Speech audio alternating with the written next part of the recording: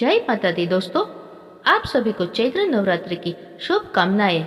चैत्र नवरात्रि इस बार साल 2025 में 9 दिन की नहीं बल्कि 8 दिन की होने वाली है और मान्यता है कि इस अवधि में अगर सच्चे भाव से मां भगवती की उपासना की जाए तो न केवल जीवन में सुख समृद्धि बल्कि घर परिवार और करियर में भी बहुत अच्छे परिणामों की प्राप्ति होती है।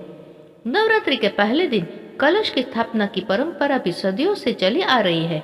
कहते हैं कि जहाँ पर शुभ मुहूर्त में घट स्थापना यानी कि कलश की स्थापना की जाती है तो वहाँ पर माँ दुर्गा का सदा ही आशीर्वाद बना रहता है।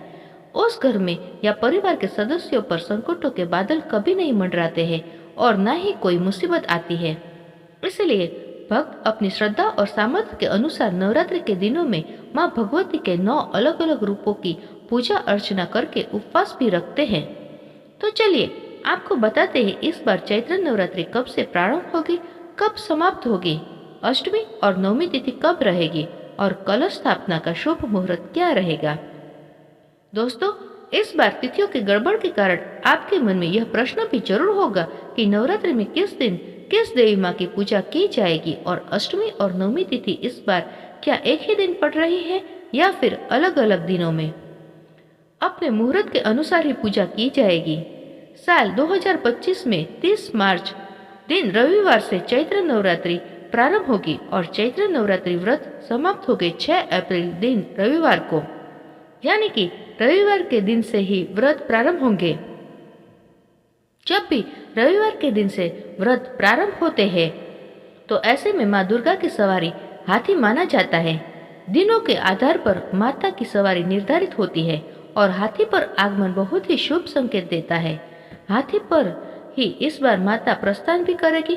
प्रतिपदा तिथि 29 मार्च दिन शनिवार को शाम 4:28 से प्रारंभ होगी और प्रतिपदा तिथि समाप्त होगी 30 मार्च रविवार के दिन दोपहर 12:49 पर। प्रतिपदा तिथि में कलश की स्थापना हमेशा शुभ मुहूर्त में करनी चाहिए और कलश स्थापना का शुभ मुहूर्त रहेगा सुबह 6:13 से 10:22 तक। इसके अलावा अभिजीत मुहूर्त को भी कलश स्थापना के लिए बहुत ही उत्तम मुहूर्त माना जाता है, जो कि दोपहर 12:01 से 12:50 तक रहेगा। और इस बार अष्टमी तिथि यानी कि दुर्गाष्टमी का व्रत रहेगा 5 अप्रैल दिन शनिवार को और रामनवमी यानी कि दुर्गा नवमी 6 अप्रैल दिन रविवार को मनाई जाएगी। कलश विसर्जन, दुर्गा विसर्जन और नवरात्रि का व्रत पारना किया जाएगा 7 अप्रैल के दिन सोमवार को।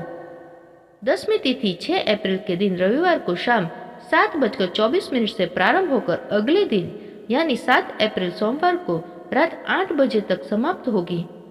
वैसे तो दसवीं तिथि में ही कलश विसर्जन और नवरात्रि का पारना करना चाहिए, लेकिन बहुत से भक्त अष्टमी तिथि के दिन जिनके घर में कन्या पूजन होता है वो कन्या पूजन कराने के बाद अन्न ग्रहण कर लेते हैं। तो कुछ लोग नवमी तिथि के दिन कन्या पूजन करके अन्न ग्रहण कर लेते हैं और फिर नवमी तिथि को ही शाम के समय सूर्यास्त से पहले पहले कलश विसर्जन भी कर लेते हैं। ऐसे में अगर हो सके तो आपको दसवीं तिथि के दिन ही माता की चौकी हटानी चाहिए। कलश का विसर्जन भी दसवीं तिथि को ही करना चाहिए।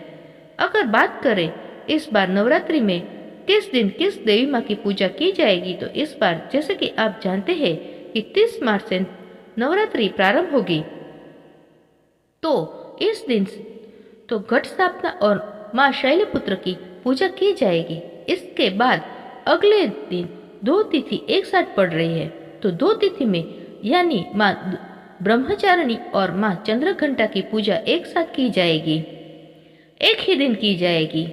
और इसके ठीक अगले दिन से क्रमशः माँ कुष्मांडा, माँ स्कंद माता, माँ कात्यायनी, माँ कालरात्रि, माँ महागौरी और माँ सिद्धिदात्री की पूजा की जाएगी। अगर आप नवरात्रि के व्रत रखते हैं तो इस बात का आपको विशेष ध्यान देना है कि नवरात्रि में केवल और केवल दूसरे दिन को देवियों की पूजा एक साथ की जाएगी। बाकी आपको लगातार जिस क्रम से पूजा करनी होती है उस क्रम से करनी होगी।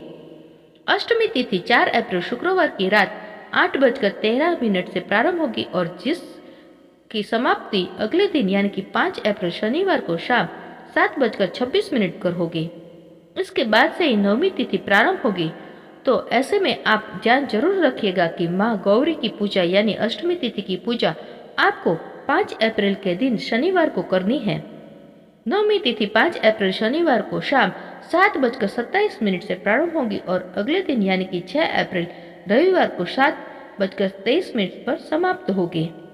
तो ऐसे में उदय तिथि के अनुसार जो नवमी तिथि प्राप्त होती है वो होगी 6 अप्रैल दिन रविवार को और इस दिन माँ सिद्धिदात्री की पूजा की जाएगी और नवमी का व्रत भी उस दिन रखा जाएगा। अगर यह जानकारी आपको यूजफुल लगी और अच्छी लगी हो तो वीडियो को अपने फ्रेंड्स और फैमिली मेंबर्स के साथ जरूर शेयर करें और एक लाइक जरूर करें। कमेंट बॉक्स में जय माता दी जरूर लिखिएगा। धन्यवाद।